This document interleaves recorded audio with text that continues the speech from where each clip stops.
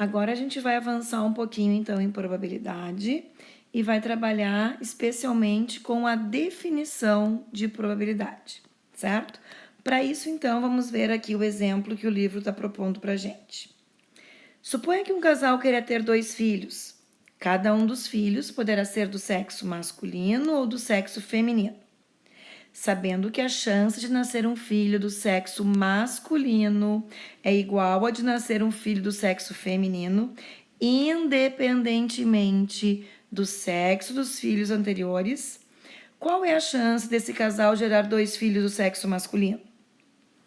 Reparem que está organizando ali semelhante a par ordenado, como foi aquele outro exemplo que a gente viu no outro vídeo com os conceitos iniciais, certo?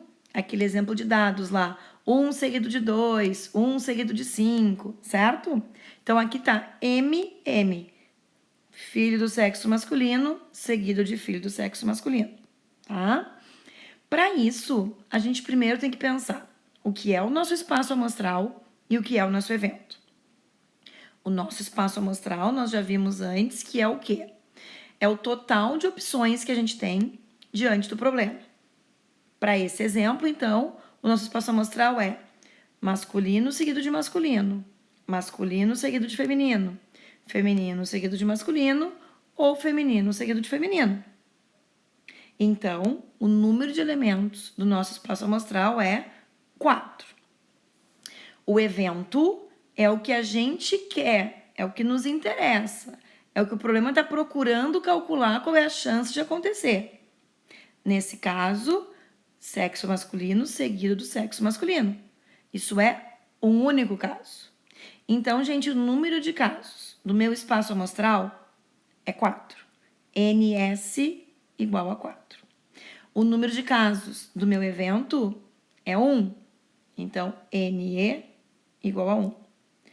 A chance de acontecer o que eu quero é um único caso dentro dos 4 casos que eu tenho disponível.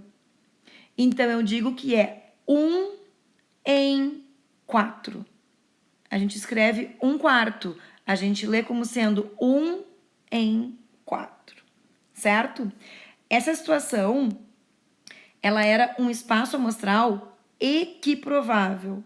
Por quê? Porque existia a mesma chance de ocorrência para qualquer um dos casos. O próprio exemplo nos dava essa informação, que tinha a mesma chance e que era independente do sexo do filho anterior.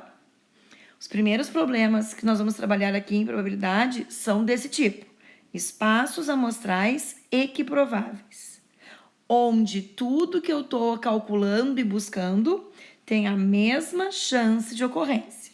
Mais adiante, trabalharemos com os espaços amostrais não equiprováveis, tá? Com esse exemplo, a gente consegue, então, fazer o que a gente chama de definição da probabilidade.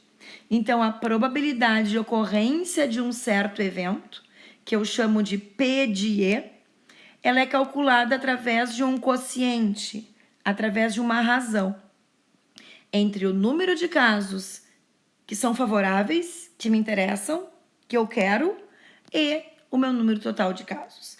Então, a probabilidade de ocorrência de um certo evento E é o quociente, a razão entre o número de casos do meu evento e o número total de casos do meu espaço amostral, certo?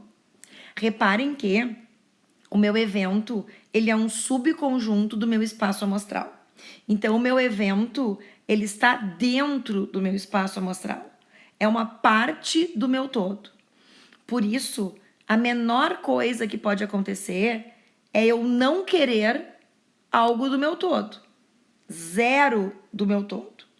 E o máximo que pode acontecer é eu querer tudo do meu todo. O numerador ser igual ao denominador. Por isso, vem a ideia da definição de propriedade ter consequências da definição, tá? Uma observação importante, aquele exemplo que eu acabei de comentar dos filhos ali, do sexo dos filhos, quando a gente fala 1 em 4, tô pegando um caso dos 4 que eu tinha. Se eu pego esse meu inteiro e divido em 4 partes iguais e eu pego uma das 4 partes, eu tô pegando 25%. Tá? Consequências da definição, então. Como o meu numerador é sempre uma quantidade dentro do meu denominador, o numerador é o número de cima, né? O denominador o de baixo, mas é que assim é feio de falar. O meu numerador é o número de casos que a gente quer e o meu denominador é o número total de casos que a gente tenha. Então, por isso, o numerador tem como menor opção ser 0 e como maior opção ser igual ao denominador. Por isso, quando a gente efetua esse quociente, é garantido que vai dar um número entre 0 e 1. Então, por isso que a probabilidade dá sempre um número entre 0 e 1. Certo? Esses dois extremos são bem importantes. Quando o que eu quero é 0 do que eu tenho, é porque não tem como acontecer. É impossível de acontecer. 0 chances, 0%. Eu chamo isso de evento impossível. Agora, quando tudo que eu tenho é igual a tudo que eu me interesso, o numerador e o denominador vão ficar iguais. 5 de 5, 8 de 8, ou seja, vai dar um inteiro. Um inteiro equivale ao todo, ao meu total. É 100%. É garantido que vai acontecer. Então, a gente chama isso de evento certo. No meu livro, tá com um errinho de digitação. Deve ser o famoso Ctrl+C, Ctrl+V. Não sei como é que tá o de vocês, mas arrumem ali. Um evento, quando eu tenho certo, é chamado de evento certo, é quando a probabilidade é igual a 1 inteiro, que é o mesmo que o 100%. Tá bem? Vamos ver um exemplo, então. Mais um exemplo, né? Vamos fazer juntos, então, a leitura do R4 e algumas explicações. O R4 diz que a gente está pegando um dado. Sempre que falar simplesmente um dado, é um dado cúbico, equilibrado e faces de 1 a 6. Diz que nós estamos jogando esse dado. E aí a gente pensa, então, no nosso espaço amostral e depois no evento de acordo com o que for pedido. Quando eu jogo um dado, e o dado é um dado cúbico e equilibrado, o nosso espaço amostral são os valores 1, 2, 3, 4, 5 e 6, que podem aparecer na face voltada para cima. Por isso, o meu NS, o meu número de casos do espaço amostral, é igual a 6.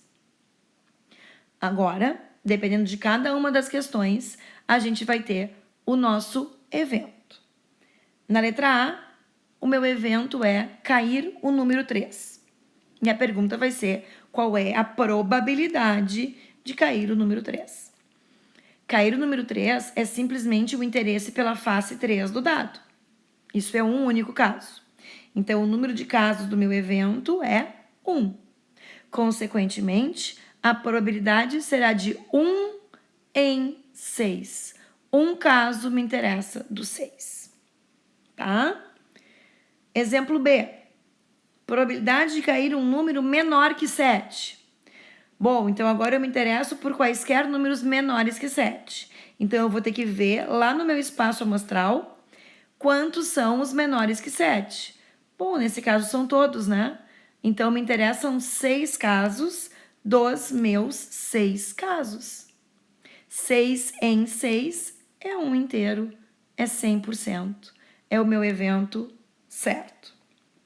Letra C. Um número menor que 1. De 1 a 6, que é o meu espaço amostral, não existe número menor que 1. Ou seja, o número de casos que me interessam é 0.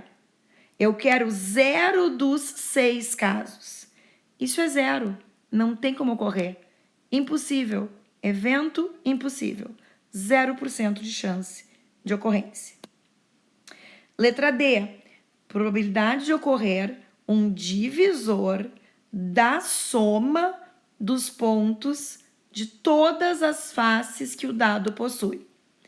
Bom, antes de eu saber quem são os divisores desse número que eu estou procurando, eu tenho que saber quem é o número, né? Então, primeiro, eu preciso fazer a soma dos pontos de todas as faces do dado.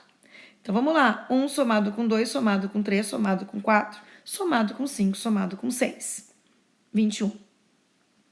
Refazendo a pergunta, então a pergunta é um divisor de 21. Qual é a probabilidade de eu jogar o dado e cair um divisor de 21? Divisor de um número são aqueles números que quando eu faço o número dividido pelo seu divisor, vai dar um número inteiro. Os divisores de 21, então, são o próprio 21, o 7, o 3 e o 1. Por quê? Porque quaisquer um desses números, quando eu fizer 21 dividido por ele, tem como resultado um número inteiro, certo?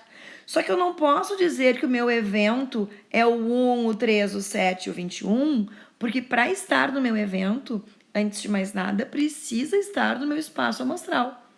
Então, não me serve o 7, então não me serve o 21. Por isso, meu evento tem somente o 1 e o 3.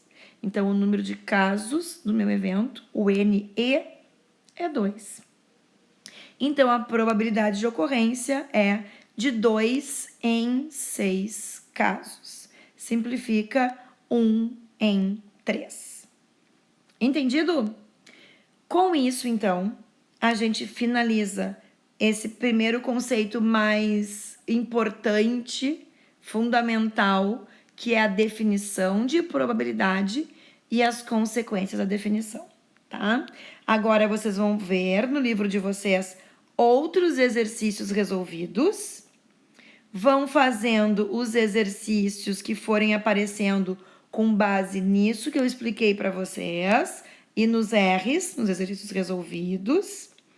Vão perceber que conforme for avançando, do tipo aqui no R6, vai aparecer situações em que a gente vai precisar refrescar a memória e usar análise combinatória.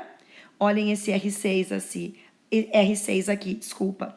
Eu preciso usar combinação para conseguir chegar no total de casos do meu NS.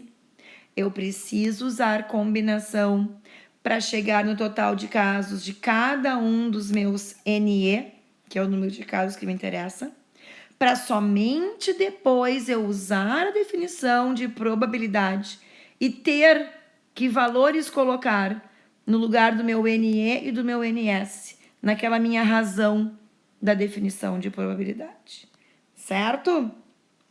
Vamos seguir e vão fazer os demais exercícios até o número 25.